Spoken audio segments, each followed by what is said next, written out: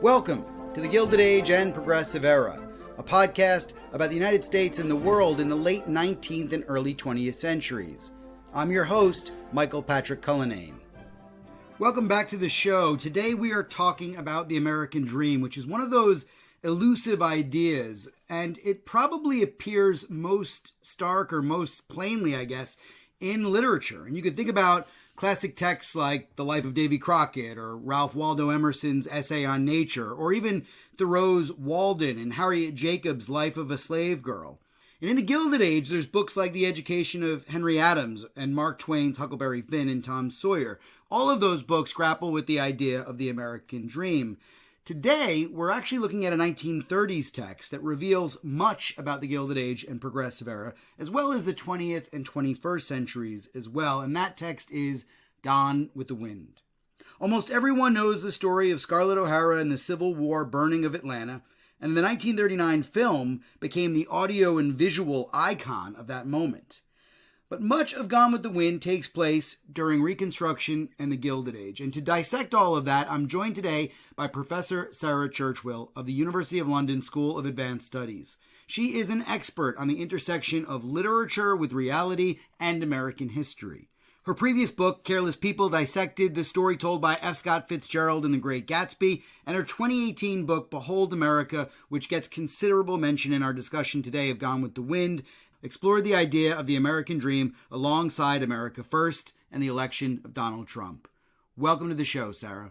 Thanks so much. Gone with the Wind, right. Okay, a story about the Civil War Old South, the burning of Atlanta, the collapse of the Confederacy. That's how I always think about it. Your book does a great job to remind us that at least half of the book takes place after the war, and you make a really compelling case that the text has more to say about today than it does about maybe even the Civil War. So tell us, what's so important about Gone with the Wind? Well, I thank you, first of all. And yeah, I think that it certainly has more to tell us about the 20th century in America than it does about the Civil War. It's because it's deeply inaccurate about the Civil War in all kinds of really important ways, like suggesting that enslaved people preferred being enslaved. Like, we can start with that and move on, right? So it's a deeply distorted version of the Civil War. And even more distorted in its version of the aftermath of the Civil War, as you just said. Half of the novel takes place during the period known as Reconstruction. It's deeply inaccurate about all of that stuff. What I think it's very inadvertently good at, but what I think it's useful for, and why I think it's worth paying close attention to it, and why I spend all the time on it, is the United States, as I don't have to tell you, is good at telling the history of how we became the United States and how we reunited. And we're good at telling stories about union. And we have a lot of myths about our union. And we have a lot of sayings about our union. And we grow up with mottos about our union and the Pledge of Allegiance. But we're really bad at telling the history of our divisions. And there are histories of our divisions, and they are deep, and they keep coming up.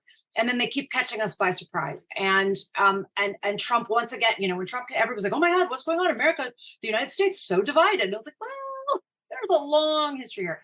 And so my kind of contention, if you will, is that Gone with the Wind inadvertently captures the history of those divisions better than any other single text that I'm aware of. And part of the reason I think it does that is because it captures the mythologies around the divisions. And it also, because it's fiction, it also captures the emotions and the fantasies and the desires that drive the myths and the divisions. So you can do a history of the divisions that's a political history that just explains why there are these political differences and how the Civil War came about, or how, the fights over the New Deal, or the shifts over the Republican and Democrat alignment over the course of the 20th century. And those histories are out there, and they're incredibly important. And obviously I draw on them for this story. But what I think fiction like Gone with the Wind gives us is, as I say, is the emotions that sometimes a lot of that history, necessarily won't capture because it's using different kinds of documentary sources. So ultimately, for me, what Gone with the Wind tells us about our moment right now is that I think that it captures what I call the genesis myth of white victimhood, the origin of the story that says that white people are the victims of the Civil War, its aftermath, and any kind of political gains by Black people in the United States. And this idea that white people are always being victimized, which is very much at the heart of our political narratives right now, in my view. What Gone with the Wind does is capture the moment that was born, and it was born in the immediate aftermath of the Civil War. And then Gone with the Wind is one of its most important iterations, kind of flowering of that story. I thought we might soft pedal into all this, but seeing as we're going straight into it, seeing as we're going straight in, I'm just going to ask a historiographical question. So there's this theme that runs through the book and the Dunning School historiography, which if people don't know about, we can talk about a little bit more. But there's this theme about redemption, and it's something that Gilded Age and Progressive Era historians have used to frame the turn of the century. And I'm thinking here specifically of a book by Jackson Lears, who's a historian at Rutgers. His book is called Rebirth of the Nation, and it really takes up this idea that you play around with in terms of Gone with the Wind. So how does Gone with the Wind play on these themes of revival and redemption? I'm really glad you asked that. I think it's such an important question, and it's one that gets lost in the shuffle a lot, and because there's so much to talk about. We're talking about 160 years of really complex history, and then the mythologizing around that. So there's layers and layers. So it's really difficult. And part of the project of the book fundamentally is just to kind of try to tease fact from fiction and do some debunking to a great extent.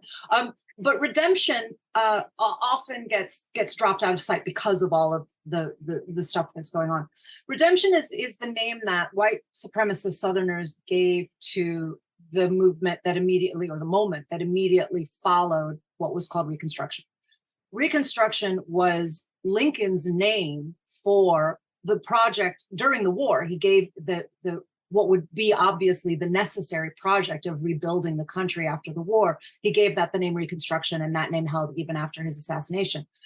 So the Reconstruction was the attempt to create a multiracial democracy in the aftermath of emancipation, in the aftermath of the Civil War. It failed spectacularly. It was a noble experiment, but it failed very, very badly for the simple reason that white supremacists who had gone to war to defend their right to enslave Black African Americans were not prepared to welcome them as equal citizens who shared government with them. So it just failed. The way that it failed was with the restoration of white supremacy in the South, and with the withdrawal of federal troops from the North. And at that point, as white supremacism was gradually and then very quickly reinstated across the South, the white supremacists, and everybody needs to remember, these are literally the same individuals who just fought the Civil War, right? This isn't the next generation. This is the same people. They called it redemption because they felt that they had redeemed their society, their government, from what they considered to be what they called the horrors of Negro rule. And by Negro rule, they meant one African-American legislator, one African-American in government. To them constituted Negro rule and justified violence, justified murder, justified coup d'etat. The insurrection in January 6th was on January 6th, 2021 was not our first. And there were violent ousters. There were overturnings of democratic, small d democratic outcomes. And they called that redemption.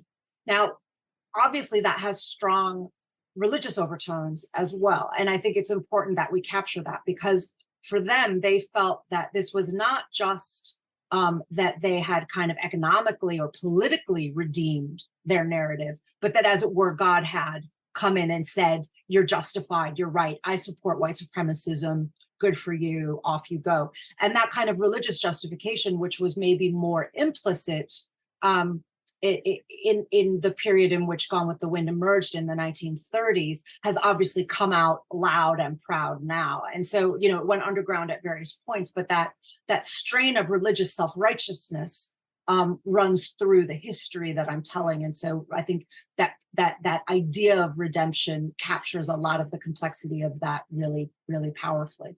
Yeah, I'm just going to refer people to the other podcasts on Protestant missionaries, Catholic missionaries, and also the connection between war and redemption among religious ministers at the time. So this also does seem like a good point to talk about Margaret Mitchell, who of course is the author of the book Gone with the Wind. What are her intentions? I mean, does she have these intentions to redeem the old South, or at least, you know, resituate the new South in the Gilded Age and Progressive Era, or even into the 20th century? That the latter was much more of her conscious project. She was much more interested in the story of the New South, as it was called, as you just implied, which was, what was built in the wake of the destruction of the antebellum Old South. In her view, the New South was, she also wasn't necessarily interested, though, in redeeming the New South. She wanted to tell a story about the rise of the New South. And she saw Scarlet and Rhett, they're her protagonists, but they're by no means her heroes. And it's important that people recognize that. The film, obviously, as Hollywood films almost always do, will heroicize and sentimentalize the characters more, than in this case, than the novel did. Scarlet's very much an anti-heroine. She's a very problematic character, and Mitchell is very clear about her flaws. And for her, those failings are kind of emblematic of the New South. So she tells us, so Scarlet's a very representative figure. And the representatives of the Old South in the novel are, in the story, I should say, are Ashley and Melanie Wilkes, Ashley Wilkes and Melanie Hamilton. They are the Old South, and it's notable that they die out, right? Melanie literally dies, and Ashley kind of fades away into irrelevance. And so that's how, and she did that very consciously. We know that she wrote letters about it, and it's very clearly patterned in the novel. So it's the kind of thing that doesn't happen by accident. She associates Scarlet with, she says that Scarlet was born at the same time as Atlanta, and that she was like the city that she was born with. And so she makes these very explicit linkings in the story. But she saw problems with the rise of the New South, and that she understood that it was, too materialistic, that it was rapacious, that it was grasping, and so she thinks there's a critique of that in the story somewhere. I think her critique is insufficient, let's say, but certainly from her point of view, that was one of her intentions. But her main intention was that she thought that the sentimental plantation fiction that she had grown up with, that sentimentalized the antebellum Old South, was, in her view, way too sentimental and way too mythologizing. And it may come as a shock to readers today to hear that Margaret Mitchell thought that Gone with the Wind was an unsentimental novel about the Old South, but she did. She genuinely believed that, because Scarlet and Rhett are unsentimental characters. And in the plantation fiction that she grew up with, they had very Victorian, stereotyped, chivalric, gallant, heroic, blonde heroes, and the, equally stereotypical, demure, chaste, everybody knows the stereotype of the 19th century heroine, right? So the women are weak, and they're clinging, and they're pure, and they're chaste, and they're moral, and so she could see, she was pretty good on whiteness, on Southern whiteness. She was very, very, very not good on blackness, right? On Black identity and Black culture and Black history. But she was pretty good on white history, and she was interesting on white history. And so what she wanted to do was to tell a story that she thought was more realistic, because she made Rhett and Scarlet more realistic humans, which they are, than any of those people. They have, multiple failings. They're much more interesting than those characters in the plantation fiction she grew up with. The problem is that she puts them then against an idealized backdrop that she didn't recognize was idealized, not just idealized, but falsified, and deeply, perniciously falsified. So she has these realistic characters in the foreground, and then this completely unrealistic background. And that's kind of the problem with the story. I am fascinated by Scarlet from reading the book. I hadn't ever given much thought to her character, actually. I always thought she was, I don't know, that sort of Victorian stereotype. But the more I read your book, the more I read your book, the more I thought she was like a 21st century Karen. Yeah. That stereotype of the Karen character, the popular expression. And another part of me feels like she's this very modern woman, very, self-determined, self-aware. So how do you think that she kind of fits in today's culture? I mean, how do we decipher Scarlett OHara for the 20th and 21st centuries? I literally had a section on Scarlett OHara as Karen. You're kidding me. No, I'm not. 100%. And I debated for a long time, because when I was writing the book, the Karen thing was right at the forefront of the culture. And I completely agree with you. She's totally a Karen. The reason I ended up not including it was because I thought it would date the analysis, because I think Karen as a shorthand isn't going to last. That's my take as a historian. So I thought, I'm going to have to explain what a Karen is, as if modern readers don't know, so that future readers would understand it. And then I was like, well, will that actually achieve anything other than belaboring a shorthand that modern readers will get anyway? You know what I mean? So anyway, but literally, so yes, I do think she's a Karen. Exactly. She's the kind of person who calls the manager if a Black person, looks the wrong way at her. But thinks she's the victim of that. And of course, all of the shorthands that we now use Karen to mean, in the way that she's a white person who's unaware of her structural power, but uses it all of the time. So yes, to that. I do think she's very much a 20th century character parachuted into an antebellum and Reconstruction setting. She's very much a 1930s heroine, and I talk about this a little bit in the book. That's why she translated to screen in the 30s so easily, so readily, because she is a 1930s heroine. And if you take her out of her crinoline, you could put her in a Howard Hawks movie, or you could put her in you wouldn't put her in Capra because he's too sentimental, but anything that had some acidity, you could put her right into that kind of, she could be a Barbara Stanwyck kind of character. Like Barbara Stanwyck could have played that role. Hepburn, any of the people who went for it actually could have played it. Betty Davis obviously was dying for the role and would have been fantastic at it. So so she's definitely an early 20th century heroine.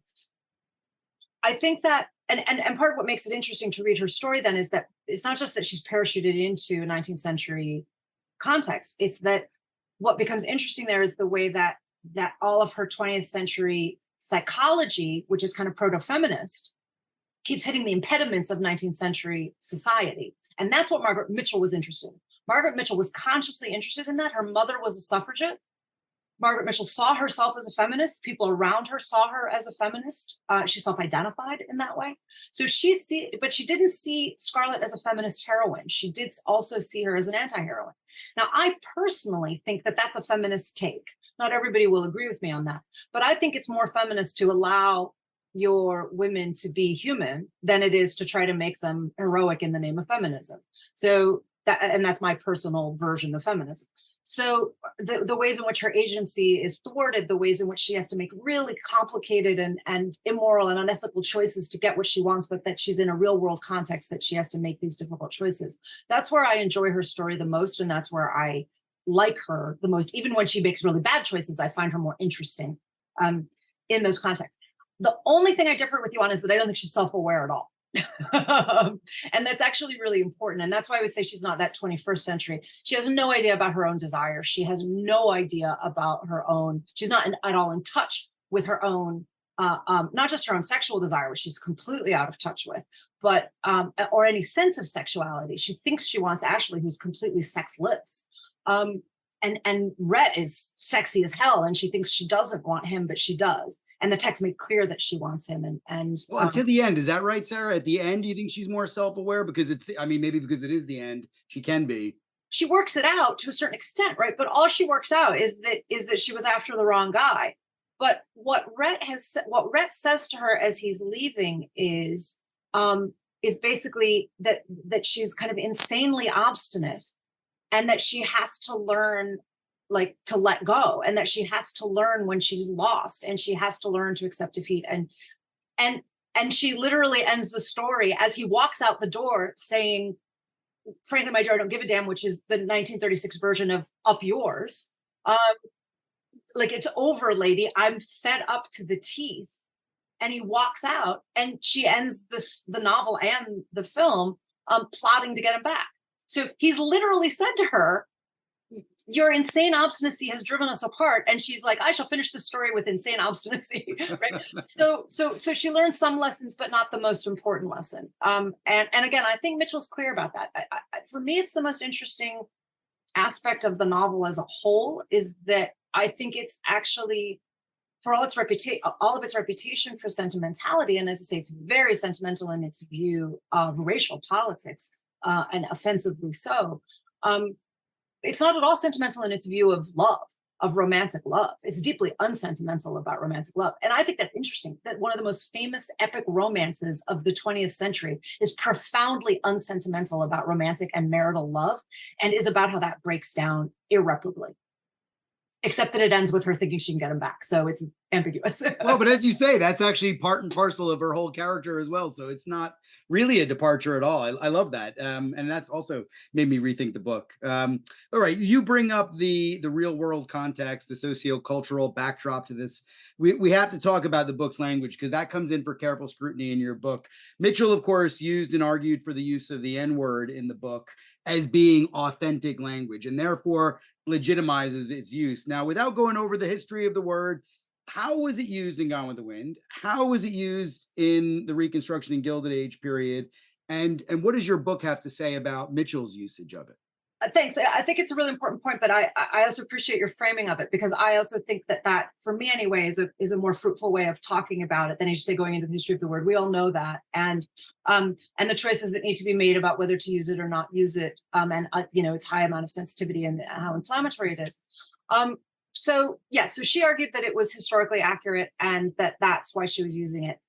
If you actually look at really carefully how she uses it in the book, she's not wrong about one aspect of it. She's wrong about a couple of key things, but she's not wrong about one aspect of it, which is that she shows that violent language became more prevalent during Reconstruction than it was during the Old South. Now, what she claims, which is deeply inaccurate, is she claims that enslavers didn't use racist language against the enslaved, which is insane. I mean, it's just totally fatuous and easily disprovable by reading a single antebellum newspaper from the South, from the period, right? Anywhere from the South. Literally, you could look at one at random and you will see the N-word proliferating across the newspaper. And any historian of the period knows that. So it's completely ridiculous for her to suggest and actually state explicitly that they would never dream of using such a word. What I find interesting about that, though, is it means, A, she recognizes that it's inherently racially violent. She recognizes that there's something problematic with the use, or she wouldn't be making that distinction. She would be arguing that, we've always used the word and it never did anybody any harm, right? That's the more obvious argument if you think there's nothing wrong with the word. She actually says, Scarlett knows not to use the word. She also knows not to use it to Black people's faces, but that she can use it about Black people. So she understands that there are contextual, situational rules about how white people and when white people give themselves permission to use the word, and how and when it might offend Black people.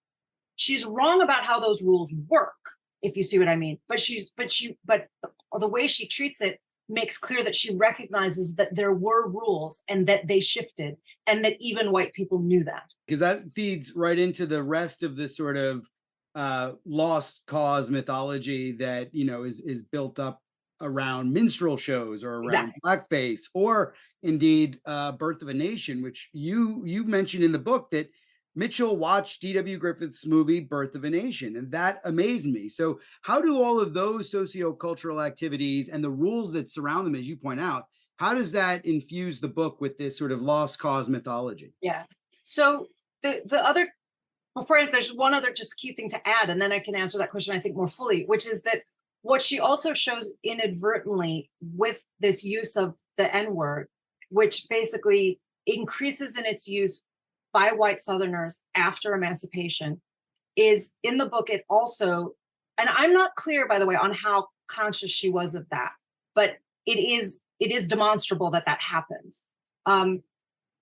It's also the case that, demonstrably the case, that as the N-word gets used, it accompanies fantasies of racial violence by the white characters. So literally, when Scarlett uses that word in her mind or verbalizes that word, she immediately follows it with fantasies of whipping Black people, literally, right? And they're yoked, they go side by side. So my contention is that on some level, Mitchell also registered, I think this is definitely unconscious, registered that the word was an incitement to white violence, that it did operate in that way. And the text registers that reality, that racial reality, that word went with racial violence, and indeed was not just a proxy for racial violence, but gave permission for racial violence. And indeed, one could argue, actively incited racial violence. And I think there's a strong case to be made that it did that. It worked exactly the way that anti-Semitic metaphors of vermin worked to lead to extermination or to contribute to extermination in the Holocaust, for example. And philosophers of language have shown the ways that that similarly dehumanizing language contributed to the genocide in Rwanda, right? So that this language is directly correlated with extreme physical real world violence, right? And this is really, really important. So she grows up with this culture that is basically, in my view, there are kind of two ways culturally that Reconstruction dealt with this, and I think of it as the kind of twin, the tragedy and the comedy. There's the kind of the two faces of that cliche. So that and it's actually Ralph Ellison, the great Black writer, who gives us this insight. I mean, I really take this from him, that what he calls the mask of the minstrel is a comic mask, and what it does, it's in place to keep America from seeing the racial tragedy that it's built. So you create this comedy that distracts you from the murder that's literally happening, backstage or, in the alley behind the theater. And then everybody's laughing at this comedy of Blackness on stage. And that's really what Birth of a Nation does. Birth of a Nation brings the two together because it thinks it's a tragedy it thinks it's a white supremacist tragedy, right? It's a tragedy about how America was almost destroyed by emancipating Black people, but was saved by the Ku Klux Klan reinstating white supremacism. So it is an epic story of redemption, the idea that we opened with. And that's why it's called Birth of a Nation. It is the story that brings that idea of redeeming the United States through the birth of a new nation, a purely white supremacist nation, which is very, very well established, right? I'm not interpreting this. Griffiths and Dixon, who wrote the novel that it's based on, were explicit about this in interviews at the time. So that's what they saw it as being, and that's what they wanted to do. But Griffiths uses blackface minstrelsy in the film, which means that he's also bringing in these kinds of comic traditions at the same time. So there's this very incongruous and problematic mix of these racist caricatures with this story that justifies real world racist violence.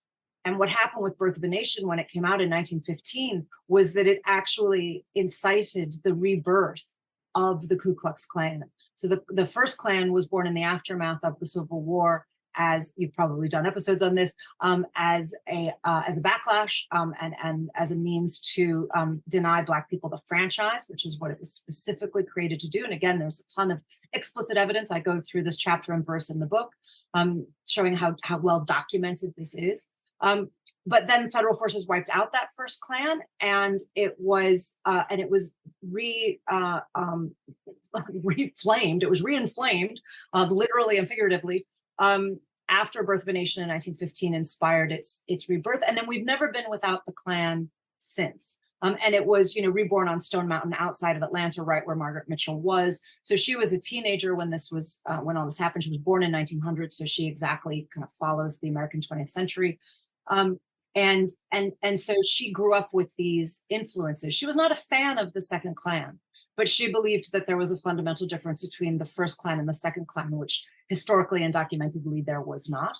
And she also turned a blind eye to the way in which Birth of a Nation had actively fomented racist violence, and it led to racist homicide, it led to riots, there was a really interesting, I actually cited in the book, there was an interesting piece of scholarly work done a couple of years ago that tracked how, as Birth of a Nation went around the country regionally, how racist violence followed it, and that they could track it within a week or two of it landing in a theater, that you could find that some kind of racist, often a lynching or other kind of racist outbreak had followed it. So there's at least a very strong correlative pattern, although we can't necessarily say it's definitely causal. Sometimes I think correlation sometimes is causation. Yeah, it's hard to say. Now you're making me wonder about what happened when Gone with the Wind reached cinemas, and what was the reaction weeks after? Because I mean, a lot of your take on the film as well. I mean, you call Gone with the Wind propaganda, right? So I mean, I'd love to know what your thoughts are. I mean, I don't know, your book doesn't deal with this, but what happens in the cities and in the towns when the release of the movie is out there, and why is it propaganda? I mean, I believe your book, and I actually think your book is, along with Behold America, which in some ways these seem like two halves of the same walnut. Like your writing style has gotten really, but really honed. But Gone with the Wind is propaganda. Why? Mm. Well, I think that for a couple of reasons, right? And as you say, I didn't go into, the book was kind of winding up and it had already gotten a lot longer than it was supposed to be. So I didn't go into what happened in the towns and cities across America, and actually partly because what I wanted to show was what happened in Europe, because it enters into it finished filming as the First World War began, and it premiered during the Phony War, and it made its way across Europe as literally the Second World War was gearing up.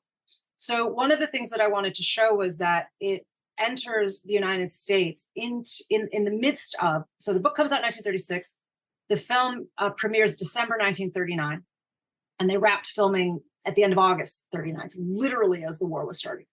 And the story of Gone with the Wind, novel and film, emerged into an ongoing and heated debate about American fascism at exactly that moment. And it was a part of the story I really wanted to recover, because we're familiar with, those of us who've studied Gone with the Wind or studied cultural history in the first half of the 20th century know that Gone with the Wind is often read as a Depression era story. It's about surviving hunger. It's about surviving homelessness. It's about, it's about your relationship to the state and taxation. And so there are lots of ways in which it picks up Depression era themes. And I try to talk about those in the book, but scholars have covered those well. And I didn't feel that that was, kind of missing piece of the story. But it's never been talked about since it came out in the context of American fascism. But they talked about it in the context of American fascism, and they related it to debates about American fascism. And so I wanted to recover those debates. And then to understand the ways that it could travel abroad while there are fights happening around European fascism, and the way that it was incredibly popular in Nazi Germany and incredibly popular in resistance France, and incredibly popular in London during the Blitz, and incredibly popular in the United States during this time, right? So both sides of a fight saw it as speaking to them, even though it doesn't speak to both sides of the fight, right? So I think that it's propaganda for a lot of things. I think it's propaganda for what I call America's white myth about itself. It's propaganda for the idea that America had solved all of its problems, and that we were the ones who were going to come in and make the world safe for democracy, when this is literally a story about the triumph of anti-democratic forces. That's what this story is about. And so and that's why the subtitle of my book is The Lies America Tells Itself, not one lie. It's a set of lies about our relationship to our own democracy, and about culturally how robust that was. One of the things one of the kind of standard arguments for saying, when people try to say that there was a kind of quasi-fascist structure that took place in the Deep South after the Civil War, and that's a case that, for instance, the great African-American historian W.E.B. Du Bois made in his great Black Reconstruction in America in 1935, the year before Gone with the Wind came out. And he calls the imposition of white supremacist, what we might now call a Herrenvolk democracy, he calls that fascist in his 1935 book.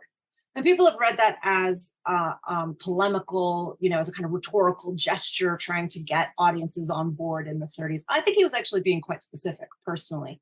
And one of the arguments that people have made about saying that that's an inaccurate analogy is because they point out that elections were still held in the White South, right? It's like, well, Hitler held elections too.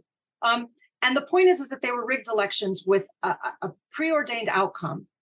And they literally murdered people if they didn't get the outcome that they wanted. They murdered Black legislators if they got voted in.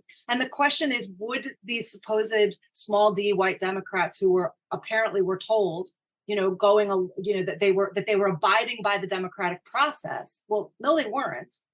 And would they have if the federal government had insisted upon a full multiracial government in the South and had it, enforced that? Would we have seen another civil war? Would we have seen more violent insurrections, more organized insurrections? I think that is an open question. So it's propaganda for all the ways in which America wants to see itself as having restored unity after the Civil War through a series of myths and claims about its own democratic processes that are historically demonstrably untrue.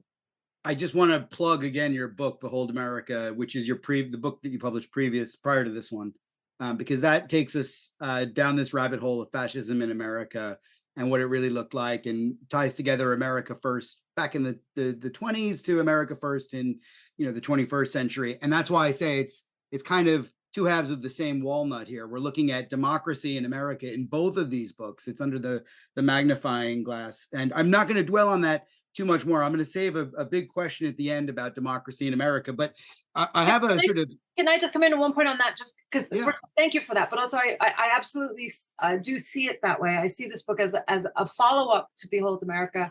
I mean, it's my next book, but they are related. And it's also a prequel in some ways. It's going back to earlier origins and saying, look, where did this all come from? Because Behold America really just focuses tightly on the first decades of the 20th century.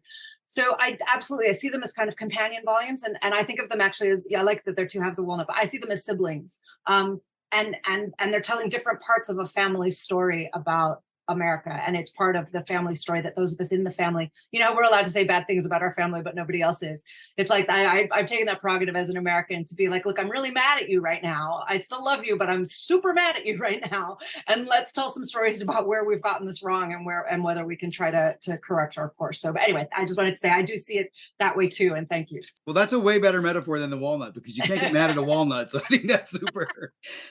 Okay, well, look, I want to ask a more technical question. I feel I'm obliged. I'm talking to you today from Ireland. There's this Irish connection that didn't come out in the book that I wanted to ask you about. Of course, O'Hara sounds pretty Irish. I'm guessing it's Irish. I don't know the backstory here, but the house is called Tara in Gone with the Wind. It's a reference to the mythical hill of Tara, which is rumored to be a place where the Irish high kings resided and sat.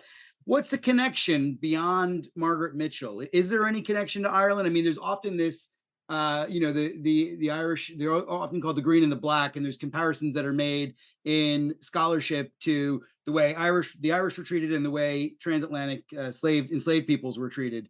I don't see the connection, but I know that there has been that connection made. And I was just wondering, maybe you could enlighten us a little. Yeah. So, well, first of all, I do go into it, but it is brief. I grant you. And there's a lot going on in the book, so I understand that it could be missed. But I don't go into the mythologies, the Irish mythologies that are there, because it would be I felt taking me too far astray. But I do go into her Irishness and its relationship to the immigrant American dream and the way that the story treats that.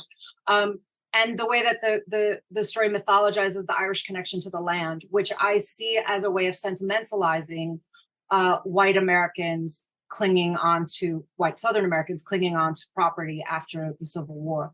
So this is really a story that's if this is a romance, it's not a romance between Scarlet and Rhett. It's a romance between Scarlet and Tara, and it's a romance between. Therefore, what I think is that's a way of mystifying.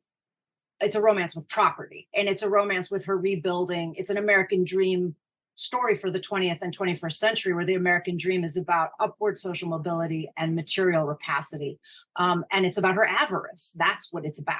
And Tara is a kind of veil for all of that stuff.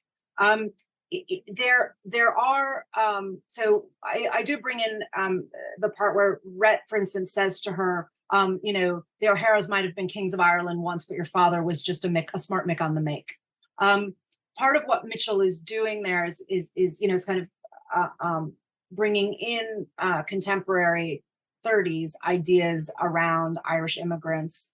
This is literally the moment in American culture where Irishness was shifting from being a kind of subaltern position.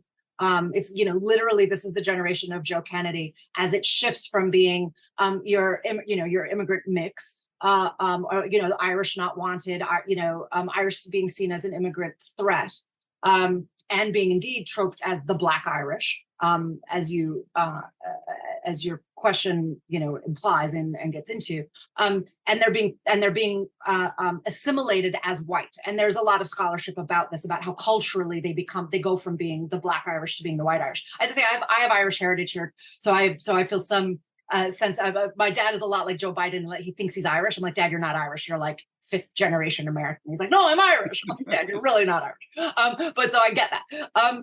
But so there's some of that in the story. I think that it's about class positions, and she is trying to do something there. It's a little bit inconsistent, but she's interested in it.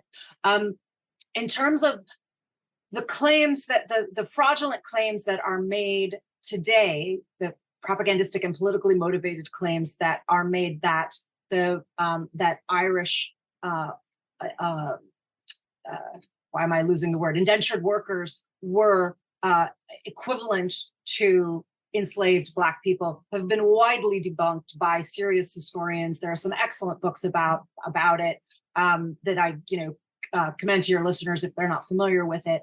As with the question about Karens, I had a question about whether I wanted to bring that in. It felt like it was getting. I would have to go back to a whole nother set of cultural stories and genealogies to bring it in. And ultimately what the way that I made those judgments, and some people will disagree with them, but you have, and as you know, writing books, you have to have some kind of rule of thumb that you just are like, here's how I'm going to figure this out.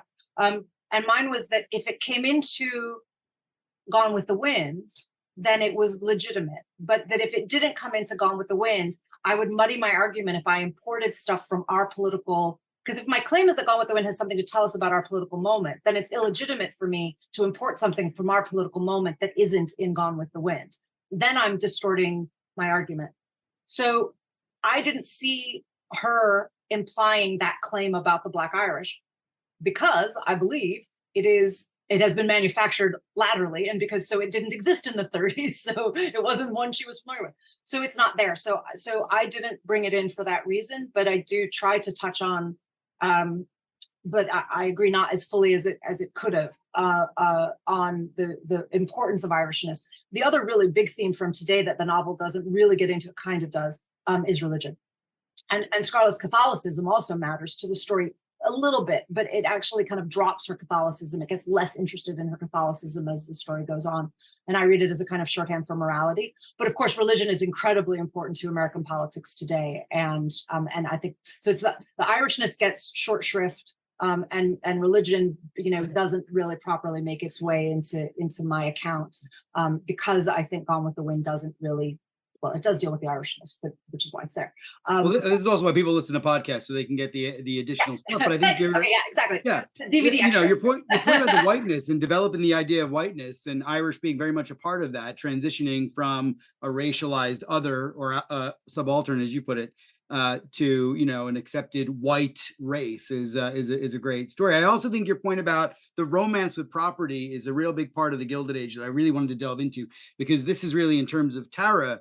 In the later stages of your book's analysis, you bring us to Tara, you tell us the story of Scarlett's fight to survive the postbellum South. And it's really industrial capitalism that saves Scarlett and Tara, which is, that's the end of the old South and the beginning of the new South. And to me, this is very much the story of the Gilded Age in that place. You tell us a little bit about how that happens and how it relates to the American dream, because you've written about the American dream so eloquently, not only in this book, but in Behold America. How does industrial capitalism fit in with all this? Thanks. Well, look, I mean, ultimately, I think that one of the reasons why Gone with the Wind hit so hard in the moment that it did is because it's this romance with capitalism. That's really what it's in love with, is entrepreneurial capitalism, and that's what it eroticizes the most. I mean, and I do talk about this actually, that and I think Scarlett and Red, like we only see them having sex once in the novel, right? This like great epic love story, right? But they triangulate all their erotic frisson goes through talking about money and property, and that's what they get off on. Like, that's what they're fetishizing, right? And the story does that too, and the novel does it a lot more than the film does. But even the film does, because it encourages us to get into the sumptuous costumes and the settings, and so there's this highly materialistic glamour that is, veiling all of this. And a lot of the erotics of the novel of the story are kind of bound up in that. So it's absolutely a romance of capitalism. That's what it's about. That's why it's a great American romance of the 20th. That's why it's part of the American dream. Absolutely. Yeah. And so it's about the rebuilding of capitalist systems after the Civil War.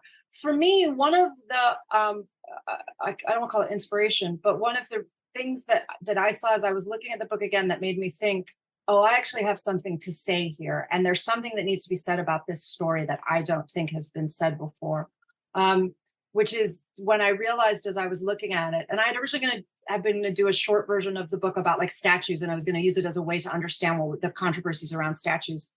And then it became clear that to do that, I had to explain so much more, and there was so much more going on. But when I was rereading the book, thinking about kind of, the very early stages of like, what kind of book was I going to do? And I reread Gone with the Wind for the umpteenth time.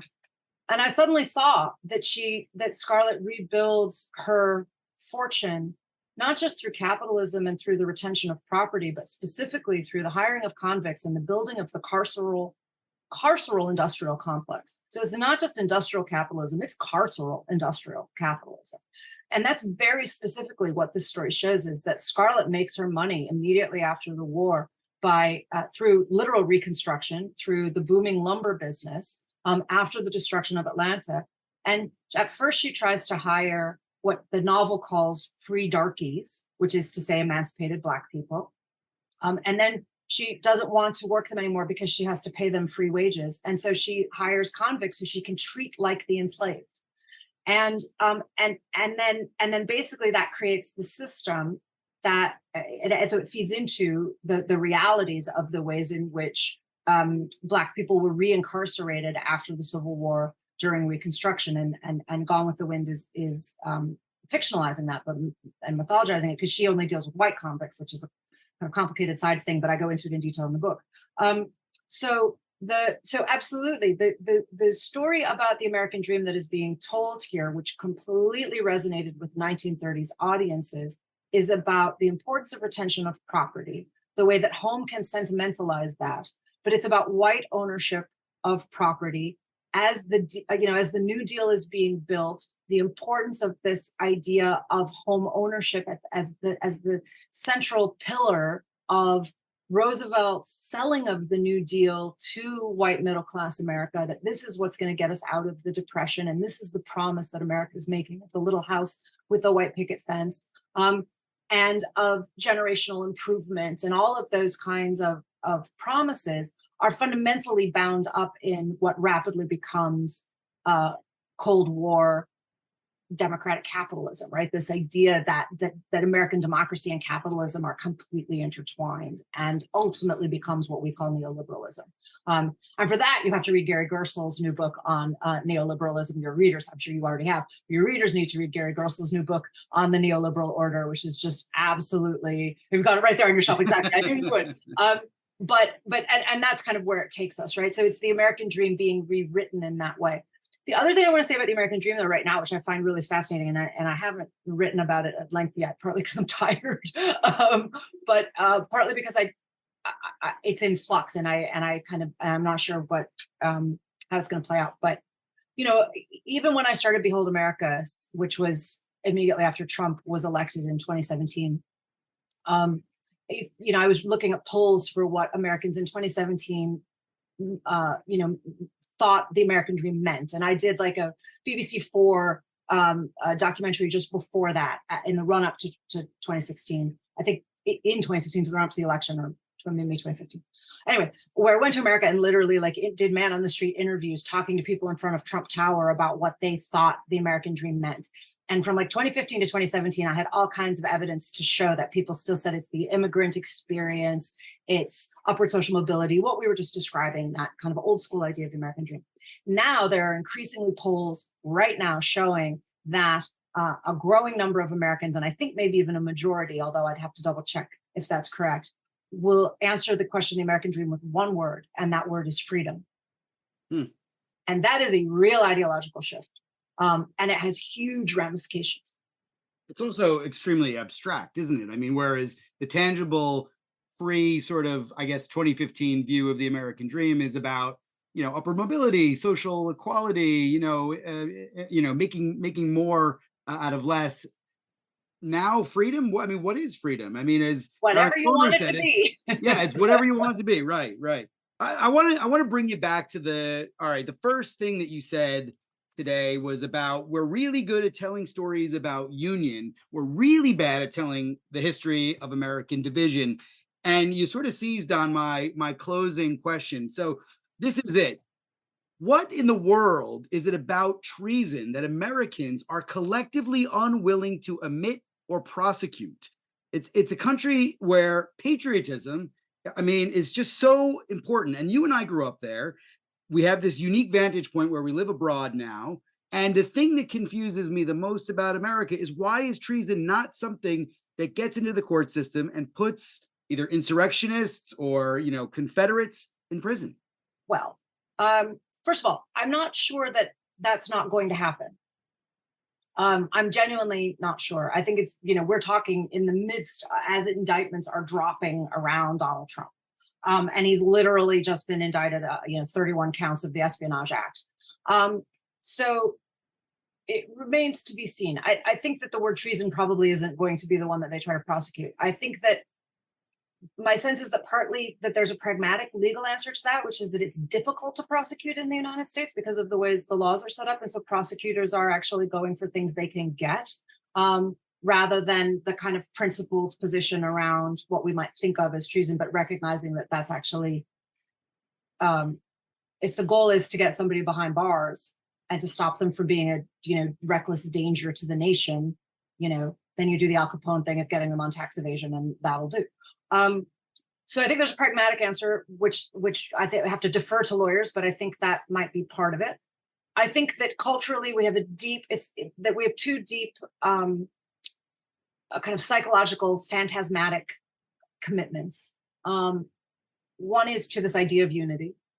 Even though we know we're divided, there's this idea of unity that we cling on to, and that at least that our version of it is, and they go together, is this fundamental conviction about American innocence. If you start from a premise that our country is exceptionally innocent, and now many would say God-givenly innocent, well, that's a terrible phrase, but you know what I mean, then your guy committing treason is a conceptual impossibility. For those of us who are on the other side of the ideological aisle, we have no problem with the idea that this man has committed treason, and many of us believe that he has, and see evidence before us showing that he has. So the role of ideology and the role of institutionalism is the other one, right? Is the ways in which America has committed itself to ideology above all, I think, and because it is what was holding us together, were these ideologies that we created, that we believed and told ourselves were the right ideologies, the good ideologies, and it turns out that that our ideologies were no better than anybody else's ideologies, and that they're just as subject to corruption and hijacking as ideologies in the Soviet Union were. I think that we, the United States, are currently engaged in an experiment that is as radical as the Soviet Union was in its way, but an unacknowledged one, which is a radical experiment in whether capitalism can substitute for democracy, whether capitalism is better than democracy. There are plenty of people on the right arguing that now, who are literally saying that capitalism should supplant democracy because it is the right way to run things, and that the free market should be what drives everything, and they're arguing for neo-feudalism. I mean, there are people literally arguing for this stuff. So I think that the until we look at ourselves clearly, be able to tell histories of our own divisions, be able to recognize the ways that we're wildly ideological, be able to recognize the ways in which we are engaging in social experiments that we don't even identify as such, we won't have anything like the stable identity that would be required to recognize treason when we see it. I think that's fascinating. I'm gonna leave you with this. I think about it a lot. Carl Schurz, the Civil War soldier and later on senator and anti-imperialist, had a great play on "My country, right or wrong." He said, "My country, right or wrong, when right to be kept right, and when wrong to be put right." And I think that's a lovely way of thinking No, about. that one. That's really good.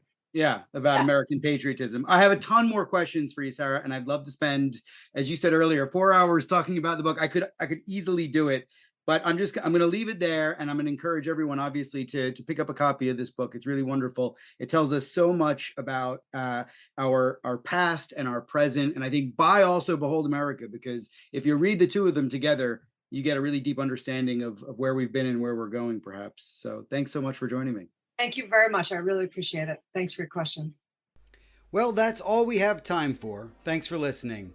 You can follow the Gilded Age and Progressive Era on Twitter or on my website, michaelpatrickcullinane.com. Please consider subscribing or reviewing the podcast wherever you listen, because it really makes a big difference and helps direct others to the show. I hope you'll join me again for the next episode.